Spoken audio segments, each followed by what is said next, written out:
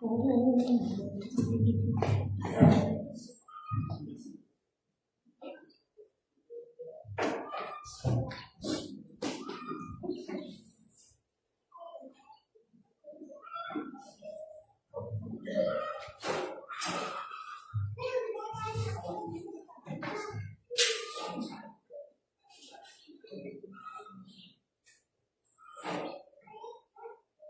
umaga po sa ating lahat at sa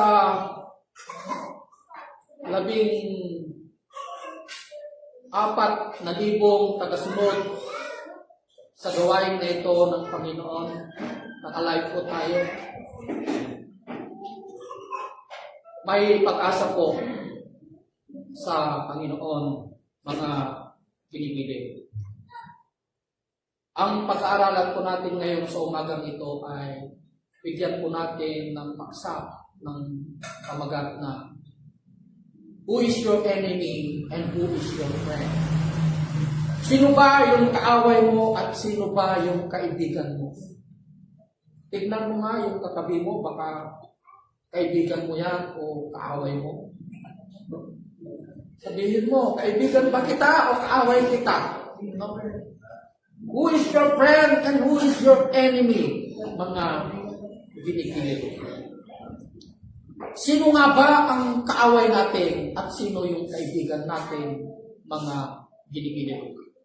Dito, sa punto na ito na pag-aaralan po natin, dito iikot ang paksa na pag-aaralan po natin, mga ginigiliw, at makikita po natin, makikilala po natin kung sino yung tunay na kaibigan at kung sino yung kaaway po natin bilang isang mananampalataya at bilang isang Kristiyano, mga pinipili.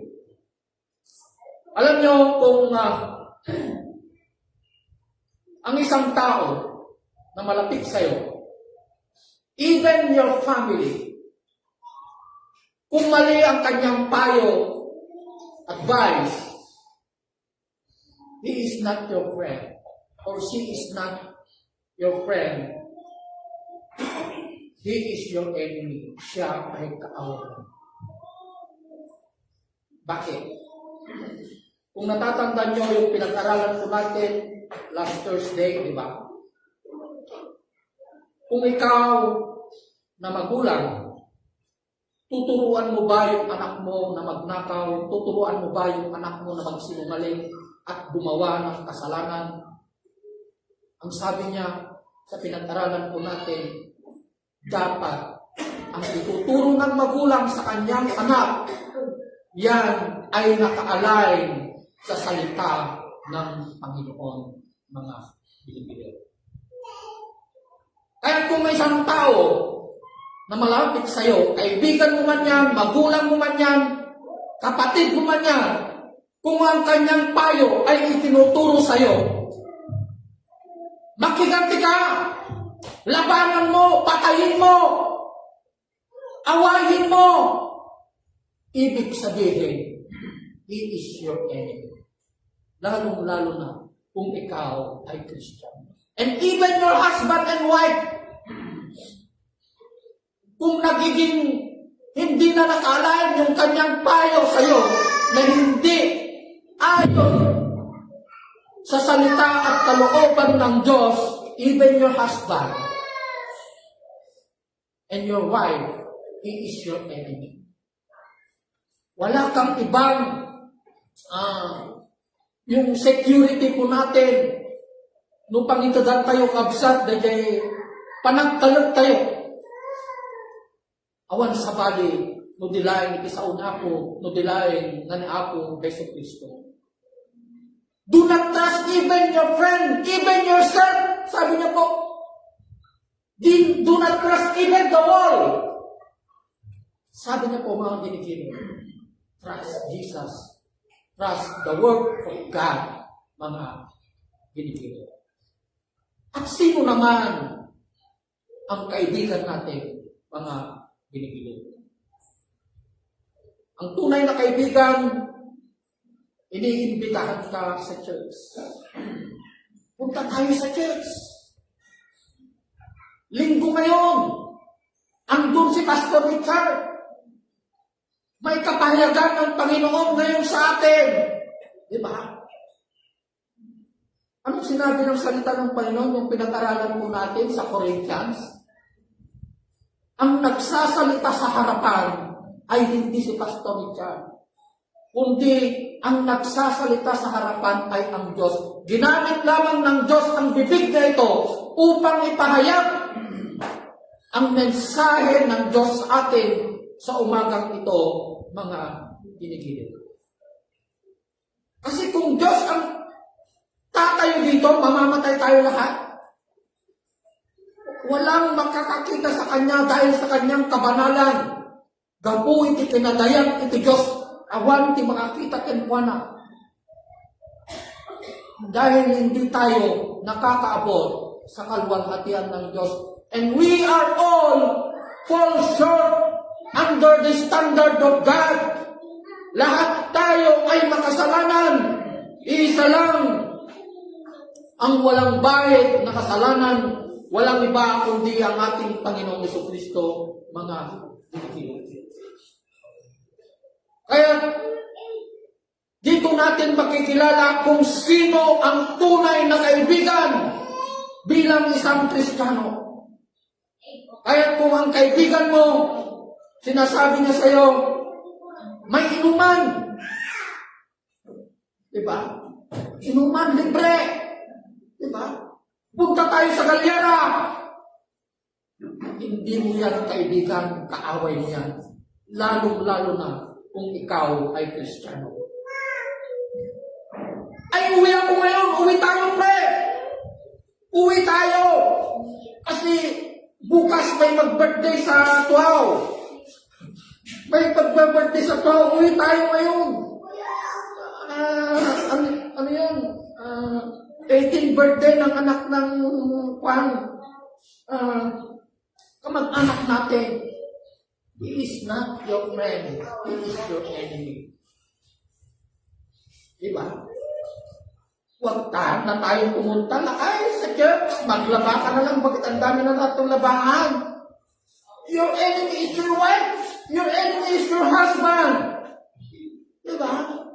Ay, may negosyo, may puntaan tayo. Importante, pera to. Malaking pera to. Oo. Then, he is your enemy. Pero, kung ang isang tunay na kaibigan, may Bible study ngayon, pinapastor. Makinig tayo ng salita ng Panginoon. Then, he is your true friend.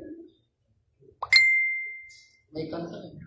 When you need a friend that you can depend, you can count on me because you're my best friend. Yung best friend po natin, walang iba kundi ang Holy Spirit, ang salita ng Panginoon, mga Pilipino. Kaya medyo maganda yung boses ko, kaya nagmana si Andre sa akin. Hindi, totoo po yan. Alam niyo yung mami ko, yung kapatid ng tatay ko, singer po yun. Actually, no, dating kasama niya si Victor Wood. Hindi ko alam kung boyfriend pa nga niya eh. Naging boyfriend niya eh. Alam niya man si Victor Wood, babaero yun.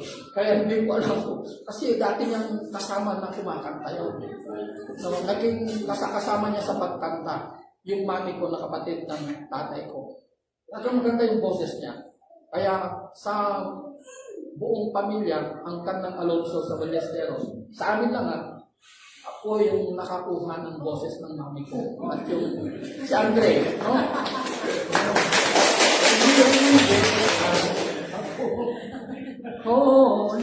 Diba? Ganda. Kaya dito, sabi niya po dito, no? May tatlong kategorya ng kasalanan na binabanggit ni Juan, ni Lucas, I should say, no? May tatlong kategorya ng kasalanan na binabanggit dito ni Apostol Lucas sa Kapitulo 4, 1 hanggang 12, mga ginigiliw. Ito yung tatlong kasalanan na gustong-gusto ng tao. Diba? Tatlong klase, kategorya ng kasalanan na dito nabubuhay ang tao sa sanlibutan, mga ginigiliw. The lust of the flesh, di ba? Lust of the flesh, lust of the eyes, and pride of life. Alam mo yung lust of the flesh? Yung, alam nyo na, yung gusto mo, lahat ng gusto mo, kahit hindi mo kailangan, gusto mo yan. Yun yung lust of the flesh. Di ba? Lust of the eyes. Kahit hindi mo kailangan, binibili mo. Di ba? Kahit hindi mo na kailangan, binibili mo. Yun yung mga wants po natin. Kaya nga hindi nagbibigay ng Diyos kung tayo ay humihingi sa Niya. Hindi niya ibinibigay yung kagustuhan natin. Kundi ang ibinibigay ng Diyos bilang isang Kristiyano, yung pangangailangan po natin. The needs, mga ginigiliw. Pride of life, itong gustong-gusto ng tao. Diba? Ito yung gustong-gusto nila, yung appetite of ego, yung fame, recognition, yung nagbibigay ka, pinapakita mo sa tao, tumutulong ka, tapos nagse-selfie ka. That is a pride of life. Diba? Yung pinapakita mo na you are being recognized by other people. Kapag ginagawa po natin, we have already received the reward, mga ginigiliw. Dahil ang nag-recognize sa ginawa mo, ibig sabihin, kung tao ang nag-recognize sa ginagawa mo, you have already received the reward from them. Pero, kung itinatago po natin, dapat hindi nalalaman ng kaliwa at kanang kamay natin sa pagtulong po natin, mga ginigiliw, then, you will receive reward from God, mga ginigiliw. No? Hindi yung may nag-share minsan and he is a pastor. Ipinapakita niya yung pagtulong niya to inspire others. Sabi niya, parang hindi mo naman alam ang salita ng Panginoon. Walang sinabi dito na tumulong ka para ma-inspire mo yung ibang tao. Pakita mo, walang sinabi dito sa Bible. Wala po. Para ipakita mo, i-broadcast mo na tumutulong ka para ma-inspire ang other people. Walang sinabi dito. Kahit balibaliktarin mo ang Bible. Alam nyo yung Bible na ito? Mga 5 beses ko na pong nabasa from page to page. 11 years ago. Pero araw-araw ko pong binabasa ito. Hindi lang yung for 11 years.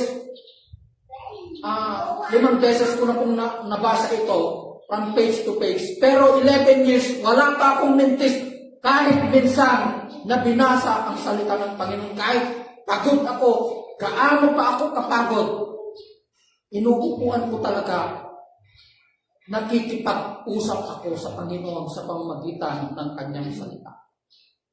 Kaya nga, kapag tayo ay nananalangin sa ating Panginoon, yung panalangin na sinasabi ko dito, yung nanggaling sa salita, hindi yung sarili mong panalangin. Baka yung panalangin mo, galing sa demonyo, kung hindi nanggaling sa salita, yung panalangin mo. Kasi maraming nananalangin. Pero yung panalangin nila, hindi angkop sa salita ng Panginoon. Diba? Hindi angkop. Humihingi sila, wala naman silang relasyon. Diba? Kaya wala tayong karapatang humingi sa Diyos kung hindi tayo tupa. Kung nawawala at nagwala tayong tupa, wala kang karapatang humingi sa Diyos. Humingi ka sa demonyo. Diba? Dahil ang demonyo nagbibigay din, pero ikakapahamak ang ibibigay ng demonyo. Mga ginigiliw. Kaya nga, may kasabihan na, diba? May kasabihan mga ginigiliw. nagtratrabaho ka sa demonyo, pero hihingi ka sa Panginoon, ay hindi maganda yan. Di ba?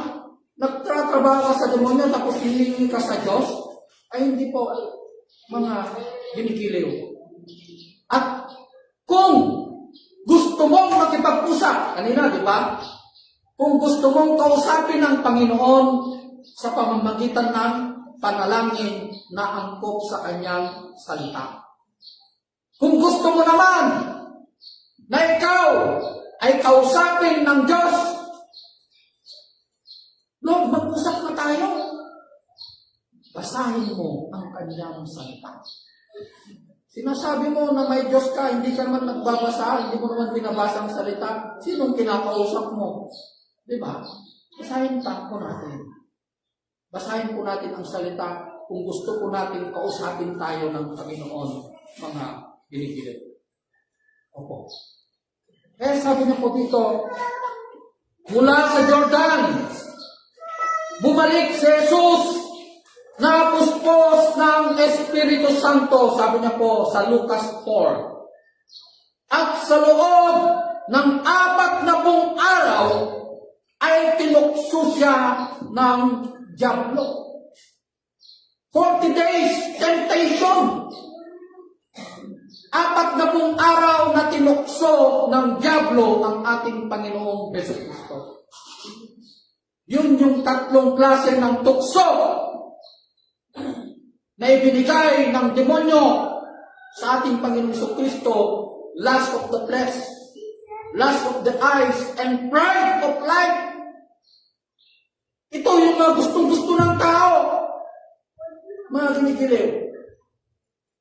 Ito ang gustong-gusto ng sanlibutan, mga ginigilew. Kung tao ka lang na wala sa iyong banal na espiritu, baka yung isang araw lang, na-tempted ka na, natukso ka na. Diba? Natukso ka na. Kaya maraming klase, pagkain. Yan yung mga sinasabi niya dito voracious.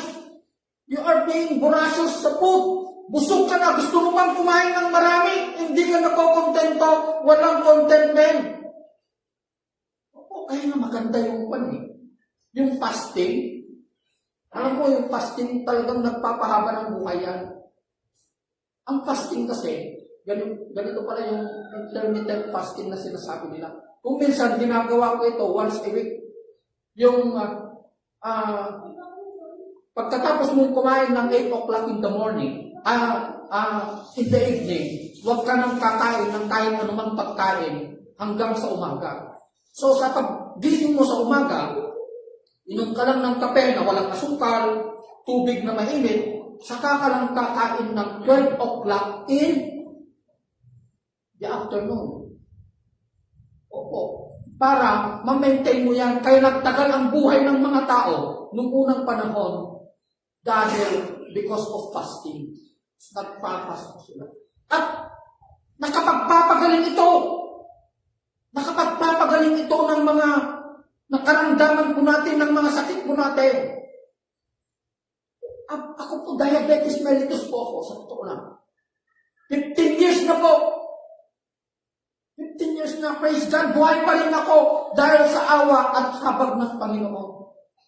Nasusugatan ako, pero naghihilom yung sugat ko. Bakit? Because of the Word of God, because of the Holy Spirit, dahil sa ginawa ng ating Panginoong Jesucristo sa krus. And at the same time, because of fasting and eating vegetables.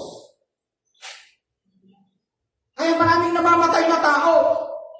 Ang daming namamatay, high blood. Saan ba nanggaling yung high blood? Dahil sa pagkain.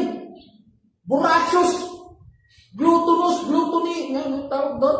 Oo, dahil sa sobrang pagkain, kaya na-high blood tayo. Bakit? Ano pa?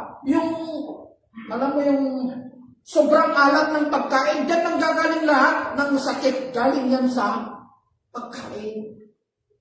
Oo, kaya ang daming nagkakasakit. Lifestyle kasi, kung bakit hindi pa kasi ako ng-Kristiyano noon, nung nag-diabetic ako because of lifestyle. So, alam niyo, ang coke ko, umaga, tanghali, hapon, matulog ako, yun ang pinakatubig ko. Actually, yung kilo ko nun, 95 kilos 95 kilos ako nun. Hindi ko na kailangan ng lamesa, pwede ka nang pumirma sa tiyan dahil sa laki ng katawan ko, tiyan ko. Oh, malaki ang katawan ko talaga. Nung nagka-diabetic ako, naging 56 years old ako. 6 years old. Ay, naging 56. Parang 56 na yung mukha ko. Dahil tumanda, dahil sa sobrang taas ng sugar ko, imagine that, 500 to 600. Baka may sakit ka na sa loob, sabi ng kasama ko, magpakita ka. O, tignan ko yung dugo ko, grabe, 600, buti hindi ka namatay, sabi ng doktor ko. Kaya nga nung pumunta ako sa St. Paul, tinatanong nila kung sino yung pasyente. Magpa-confine ako, sabi ko, bakit anong sakit mo? Sabi nila, hindi, diabetic daw ako, sabi ng doktor ko, sabi ko, February 14 pa yun. Opo, February 14. Opo. So, ganun po ang nangyari. No? Fasting. Mahalaga po yung fasting natin. I-try po natin yung mga sinasabi dito. Kaya nga sabi ng Panginoon, hindi lamang tayo nabubuhay sa tinapay. Yung tinapay na yun, temptation yan. Yun ang sinasabi niyang temptation. Kundi sa bawat salitang namumutawi sa bibig ng Diyos. Kung ikaw ang anak ng Diyos, sabi ng demonyo na ito sa ating Panginoon sa Kristo, gawin mo ng tinapay ang batong ito. Sinabi niya sa ating Panginoon sa Kristo, do you think na hindi kayang gawin ng Panginoon sa Kristo yung bato na yun sa tinapay? Kaya niyang gawin yun. Oo. Kayang gawin yun ng ating Panginoon sa Kristo, mga ginigiliw. Kaya niya po. Kaya nga, ang kaaway, lumalapit yan pag alam niya na mahina ka. Opo, kung alam niya na nang hihina ka, lumalapit yung demonyo sa'yo. Dapat yung kahinaan natin na sinasabi dito, katulad ng sinabi ng salita ng Panginoon, na sinabi ni Pablo, ang kahinaan natin, mas lalo tayong lalakas sa pamamagitan ng presensya ng Panginoon upang mas lalo tayong tatawag sa ating Panginoon, mga ginigilig. Kasi kung alam niya, bakit? No? Natutokso ako na kumain, order ka naman ng order, tinitignan mo yung, ito masarap to, order na naman ako. Diba? Pinapanood mo kasi kung bakit tayo napupan sa pornography, sa mga kabataan, even yung mga may asawa. Pinitid natin yung spirit, yung katawan natin ng flesh Nanunood tayo ng mga ganun Tapos sasabihin mo, Pastor, natukso ako na nanood ng ball, ng pornography. Pinitid mo habang binabrowse mo, yung Facebook mo. Tapos clinic mo ngayon, may nakita ka doon, clinic mo. Alam mo kung ano yung clinic mo doon, yun ang palaging lumalabas sa Facebook mo. Kung pornography, kahit minsan lang, alam, yun na ang pinipid niya sa'yo. Marami nang lumalabas doon. Diba? Marami doon na lumalabas yung mo. Kasi pinipid natin yung flesh natin na mga ganung bagay, lust of the flesh. Pero kung ang pinipid mo ay salita ng Panginoon, then, nagtatagumpay po tayo sa mga tukso na yan, mga ginigilig. Kaya kung Word of God ang palagi mong ninalike doon, lahat ng lumalabas sa Facebook mo, puro Word of God. Kag may nag-pop up na yung mga ganun na sa Facebook mo, yung mga ganun, kasi may mga lumalabas, Bigo, ano yung Bigo? Hindi ko alam, Bugo, ano yan? I-pan mo na yun. May gagawin ka dun i-delete mo. Hash, parang gano'n, may sabihin siya doon. Nude, parang gano'n. Tanggalin mo yun. next time, hindi na ulit magpapakita yun. Pero kung ina-entertain mo, klinik mo, yan, ang dami na. Lumalabas na lahat yun sa notification mo, mga kinikinig. Diba?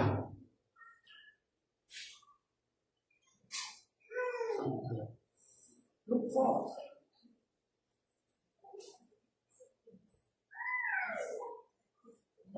Sinabi sa kanya ng Diablo, kung ikaw nga ang anak ng Diyos, iutos mong maging tinapay ang batong ito. Bakit hindi sinunod ng ating Panginoong Kristo ang demonyo? Di ba? Bakit mo susundin ang demonyo? Di ba? I think that alam ng demonyo ang salita. Alam niya ang salita.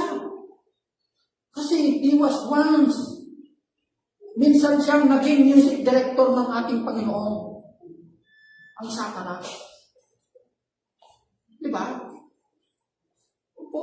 Kaya nga, tignan mo kung sino yung kaibigan at kaaway mo. Katulad nito, kaaway ang lumapit. Sinunod ba ng ating Panginoon Kristo yung payo niya? Hindi. Kung sinunod niya, ibig sabihin, panalo ang demonyo. Kaya huwag mong sundin ang mali. Sundin mo ang tama. Sundin mo ang katotohanan. Di ba? Ang katotohanan ay walang iba kundi ang salita ng Panginoon. Mga binibili. Kahit magulang mo pa yan, kung mali ang kwento na yan, kaya nga sabi ni Pastor, kung ang advice mo sa akin, kahit matanda ka pa, sabi ni Pastor kung hindi galing sa salita, hindi kita papakinggan. Dahil ang sasabihin ko, galing lamang sa salita ng Panginoon, sabi ni Pastor Hindi ako nagbibigay ng sarili kong opinyon. Ang binibigay ko, sinasagot kita sa pamamagitan ng galing sa salita ng Panginoon. Kaya nga, si Pablo, alam niyo, minsan lang ginamit ni Pablo ang opinyon. Bakit opinyon ang ginamit ni Pablo? Sa Korinto. Ginamit niya ang opinyon dahil wala siyang karanasan ng ganon. Wala siyang karanasan sa pag-aasawa. Nalakayan nga baro ni Pablo kapsa. Para sa aking opinyon, sabi niya, minsan lang naisulat ito. Para sa aking opinyon, kung ikaw ay isang binata, nung may sabi nga baro, kaya mo agasawa ka, tabakaday katimang temtarking ka, nagaramit ti bason, una na. Opinyon niya yun kasi wala siyang karanasan. Pero meron siyang sinabi sa last part doon. Meron pa rin sinabi si Pablo. Being led by the Holy Spirit. Pero nasa akin ang Espiritu ng Panginoon. Sabi niya. So lahat ng kanyang payo, he is being inspired by the Word of God. Nai-inspire siya sa pamamagitan ng salita ng Panginoon. Diba? Salita ng Panginoon, mga ginigiliw. Kaya sabi niya dito, nasusulat, hindi lamang sa tinapay nabubuhay ang isang tao, kundi sa bawat salitang namumutawi sa bibig ng Diyos. Bakit sinabi ito ng Panginoon? Dahil ito ang salita ng buhay. Ito ang nagbibigay ng buhay. Ang salita ng Panginoon. Diba? Ang salita ng Panginoon. Dahil yung pagkain na yan, no? Temporal lang yan. Diba? Temporal lang yung pagkain. O hindi pang matagalan yan. Subukan mong kumain ngayon, mamaya gutom ka na naman. Ang sinasabi ng ating Panginoon dito, symbolical. Ang nagbibigay buhay ay walang iba kundi ang salita, sapagkat ang salita ay Diyos. The Word is God. Diba? In the beginning there was a Word, and the Word was with God, and the Word was God. Kaya mahalaga ang tinapay ng buhay. Ano ang tinapay ng buhay? Walang iba kundi ang ating Panginoong Kristo. Kaya nasabi niya sa Jan kaya kayo sumusunod sa akin, sabi niya. dahil nakakain kayo ng libreng tinapay. Huwag ang tinapay na nasisira ang pagsikapan mong kamtan. Kundi ang pagsikapan yung kamtan ay ang tinapay na nagbibigay buhay, na yan ang magbibigay sa inyo ng buhay na walang hanggan. Walang iba kundi ang ating Panginoon si Kristo. At ang tinapay na yan na binabanggit dito, walang iba kundi ang salita ng Panginoon, mga ginigiliw. Yun ang tinapay ng buhay.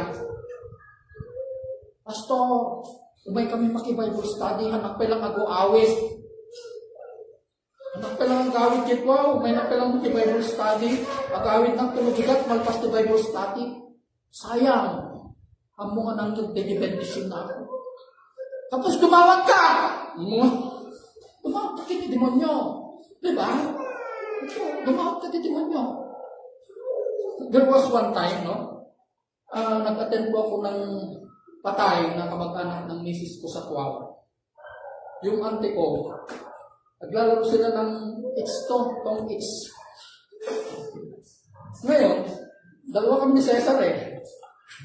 Tapos nood lang ako ng konti, nagpipid ng Holy Spirit sa akin. Ibaslag mo natin. Kunang kanya, itupak mo. Sabay kararap. Tupak, sabay kararap. Tungkit ka. Laman, kunang natikatuanan. Siguro, kinamber di baraan na. Stress lang siguro. Tupak, sabay kararap. Pero ang hanap pagkararaga, maako na. Demonyo, kunang tingnan na. Demonyo, apay kayo napot isugal na raw. Madina kaya. Madina. Kuna kaya isugal. Demonyo pagkararaga. Alam nyo, ang tagal nila. Hindi na nila naibababa yung bara. Siyempre napahiya sila eh. Apay, alam na ako yung pagkararaga. Mga anak kumaapo. Kung kunaday, apay nga na ako gusto pagkararaga. Kung madina nga isugal. Demonyo ako na. Handa nga ko. Hindi na nila naibaba yung bara yung mga 5 minutes, hindi na nila naibababa yung baraan nila kasi natamaan sila. Diba? Oo. Kaya para hindi na may pagpatuloy na. Nung umalis na ako, tinuloy nila. Pero wala nang gana, diba? Wala nang gana. Oo. At kararap ka ginapagos kasugal dito, mga na kumapo ko ng kawana. Diba? Damang may san. Nga lakay dito, Kristiyano ba hindi ka? Kristiyano! Nakagyong tibagas, manok. Ongkel ko na. Nakapatama ka man eh. Kung na, ilugan ko sunod na sabdi eh. At damo basi, pastor. Kung na. Sino nang tadata, naapuno demonyo. Kung na kanya natin. Alam nga na, ako ma eh. Kung na, demonyo ako na. Amuna nga, demonyo tinangyawat niya na. Imagine ka, kasi ang pagpatay at iweteng. Muna gaya, maping aramidin. Amok lang ang nadapisin karamidin pala. Alangan naman na ako timangkin. Demonyo ako na nang pagpapaiso. Bakit kinayo? Isa ulang na ako. At pagpapaiso na dito, di magbaga tayo. Na. Dito, shortcut ko na lang ito, no? Mag-share si Pastora. Alam nyo, no? Yung tatlong klase, pride of life, lust of the flesh. Ito yung tatlong klase ng kasalanan na umiikot sa buhay ng isang tao. Kaya dapat wag natin i-grab yung mga kasalanan na ito. Kaya nga, sa bawat desisyon po natin sa buhay, ikonsulta po natin yan sa Panginoon.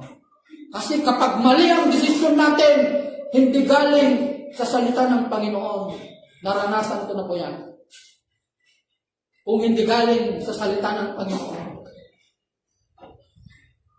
hindi magiging matagumpay yung gagawin mo. Opo, hindi ko magiging matagumpay yan. Mga binigay. Lord, gumatang ng tilugan ko. Gumatang kalugan mo, huwag pa'y balay mo, o huwag pa'y loten. Diba? Lord, agkasar na kaon. Ilon ko amin kong tayo isutong sa red, 3 bongga, gumastos na 1 milyon. Dahil patikong ko na ako. Bigat o may paggatang ubagase. Ito na minsan nga natandarak kita sa kaninong kami Ininang kami kini Pastora. Talaga bongga. Bongga, restaurant, kasya. Hindi mantas kasar mo iti mayor ko Dahil classmate ko dito kung ano mo papa na Big time dato dahil kasto yung lugar. Kung na, big time. Kung na, napintas ba dati na panay ng mga nagkasaran. Kung na, nanginabayadan di dyan. Kung na, kababan na 500,000. Kung na, kung na mo tiriga na, kabigatan na, tandagutang sinadang, bagasdan. Dito tiriga na. Diba? Mabalin lang na mayor lang, tapos, aganta ka magtikwaan, hindi ka ba dyan pa lang, sa rin, into no makangis ka ba ibalay mo pa lang dito sa negosyo. Tapos dyan, dito wisdom na nagkapakin na ako. Diba? Wisdom na nagkapakin na ako dahil kabsat. Diba? Agyaman tayo, sa una ako, sapay kumata. Sulutan tayo, dito na paganurutan iti Diyos. Nya, tapno ti kasta, agbalay git, ipanagbiyak kayo, kapsat na yung bag na bigat kayo. Amin, kasta mo, dagiti, agbibuyay kata, dagiti 14,000 followers ni Pastor Richard, pulis na pastor, bendisyonan na kayo kumana ako, kapsat na yung bag na bigat kayo.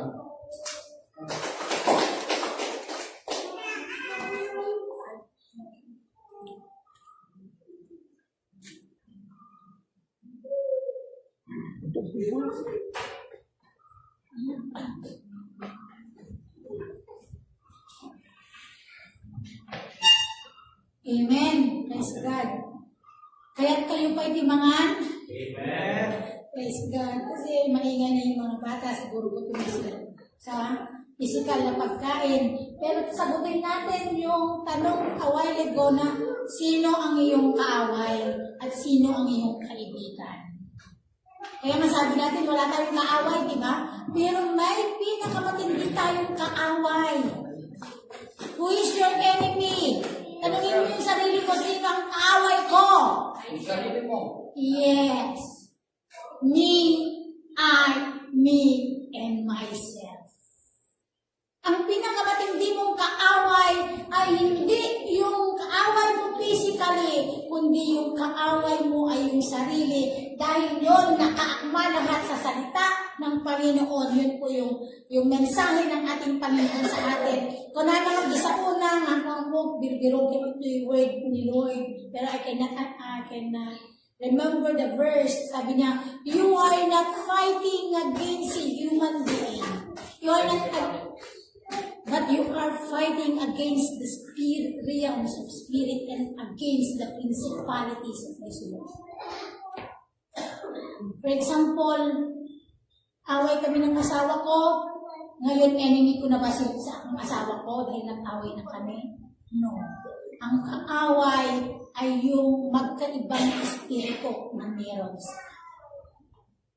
The spirit of this world now is residing in you. The moment na nagkaroon ka ng galit sa sarili mo, nagkaroon ng anger sa puso mo, nagkaroon ng bitterness sa puso mo, ang kaaway mo ngayon ay yung espiritu ng mundo.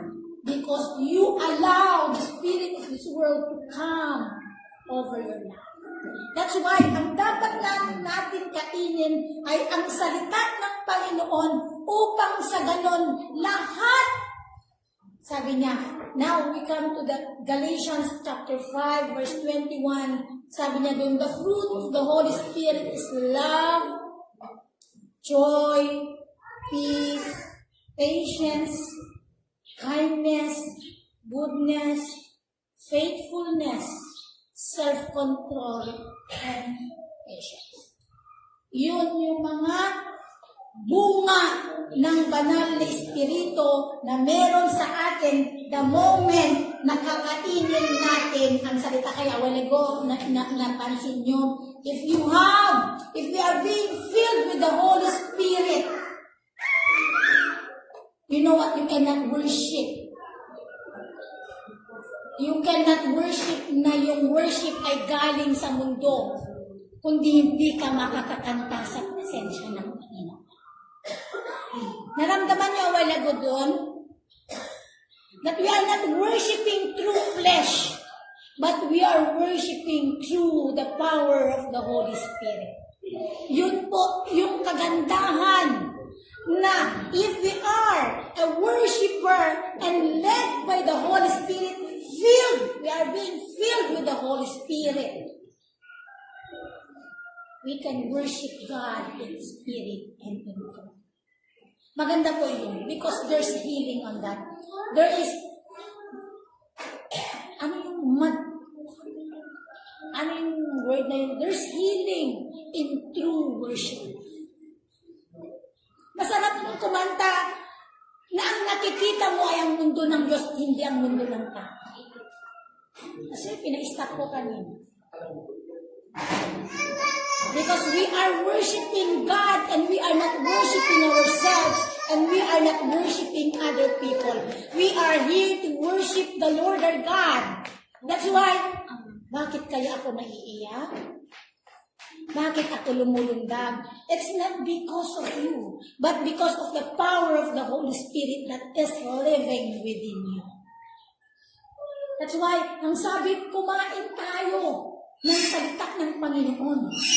Kaya yun ang first temptation na ibinigay ng kalaban sa Panginoon. Alam niyo ba? Turn this stone into bread. Kasi ngayon, sa aplikasyon ngayon, alam niyo, ang unang temptasyon na ibinibigay ng kalaban sa atin ay pagkain. Diba? Ang daming fast food chain na gustong-gusto natin. But you know what? It will harm us. Kainin natin. Alam niyo, once na kinain mo ang salita ng Panginoon, you consume the Word, and then the Word will consume you. You will have the inner peace, the power. Alam mo yung strength na wala. Kahit sabihin ni Pastor kanina na kumain ka ng marami, kainin mo lahat, mamaya magugutom ka naman. Dahil alam mo ba, ang nangyayari, nagkakaroon na ng maraming sugar sa katawan mo. Kaya pag maraming sugar, malagi ka nang nagugutom. Pero pag kainin mo ito, zero sugar, zero cholesterol, lahat, there's healing in it. You know what? Sabi niya sa kanyang salita sa Jeremiah 29:11. Ano yun? Yeah, for I know the plans they have for you. Ang plano ng Panginoon sa atin ay to prosper us and not to harm us. That kalaban, the enemy is harming us through food. Unang-una yan. Pagkain. Masasarap na pagkain. Dahil pag masira na yung katawan mo, wala na. Hindi ka na makapag-worship kay Lord. Pag sira na ang katawan mo, hindi ka na makapagbasak ng salita ng Panginoon. You know what? The enemy is coming. That's why, get down and pray and read the Word of God every day, every minute. Hain lang na, Jay. Kaya nung kumabasain yung nagdakan iti something na at problema, at iti-trials, ibiyag mo, saan mo lang babasahin, saan mo lang bubuklatin. Alam mo, kaya nga, sabi nga ng doktor kay Isaac, huwag mo nang itakbo yung anak mo kung hinang-hina na dahil mahirap ng alam mo, narigat nga, habulin mo. Di ba? Alam niyo, minsan, pinagdal ko ang asawa ko doon sa harapan ng doktor. Dahil alam mo, sabi niya, hindi, okay pa lang yan, kaya na yan. You know what? A mother is always a mother. Alam mo, kung kailan nang hihina na yung anak mo. Kaya sabi ng doktor, wala na. Alam mo yung anak ko, lupay-pay na. Kaya tapos tinatakbuhan niya ako. Ayaw niyang makita na nang hihina yung anak niya. Ako lang nang iwan. But my strength comes from the Lord. Umiiyak ako. Alam niyo, habang andun na din sineswero yung anak ko, kumakain ako. Pinifit ako. Kasi kung lagi kang kumakain ng salita, yung salita ang nandyan lang sa utak mo. Kaya yun na lang ang sa, Lord, you are my refuge. Lord, you are my strength. Lord, I can do all things through you. Give me the strength, Father. Give me the strength, Lord God. Bigyan mo ako ng kalakasan. Amen. Then, kung mamumutawi sa bibig mo, hindi yung worry. Ala, Lord, Diyos ko, niya nga tati mangyari dito. Anak ko, niya nga tati mangyari. That is not the prayer. That is worrying. Worries. Kaya habang andun ako, God is able. Kumakanta ko sa kasi ito yung kinakain mo. At pag ito ang kinakain mo, ito yung nandito sa utak mo, sa puso. Amen? God bless us, mga kapatid. May I ask now the music team to come and sing again for the Lord.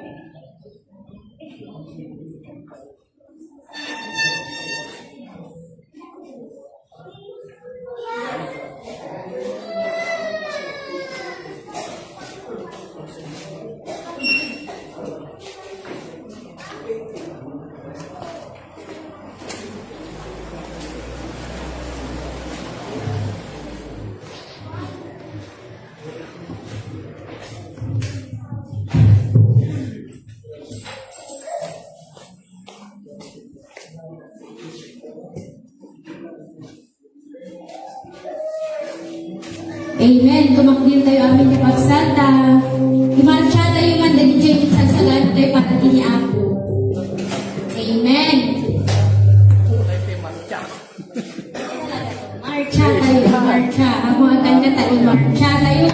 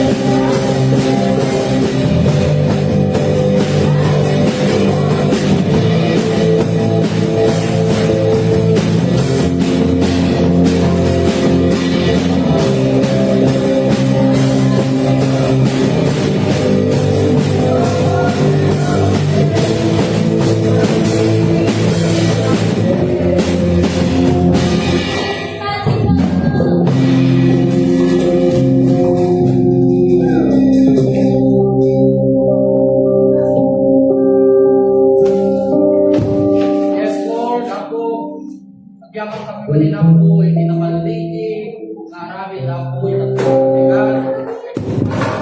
Agyaman kami ako padagini sa om, Heavenly Father. Isu, hindi pagbiyagan niya po, isinaldaw-aldaw na panagbiyak niya as well said in your word, na hindi lamang po kami nabubuhay sa tinapay, kundi sa bawat salitang namumutawi sa iyong bibig, Panginoon Lord God. Ng mga salitang ito, Panginoon, ito nagbibigay buhay, Panginoon. Ito ang nagbibigay ng kalakasan po namin, Panginoon, ng pananampalataya po namin, Panginoon, to say no to sin, Panginoon Lord God. Ng mga salitang ito, Panginoon, ang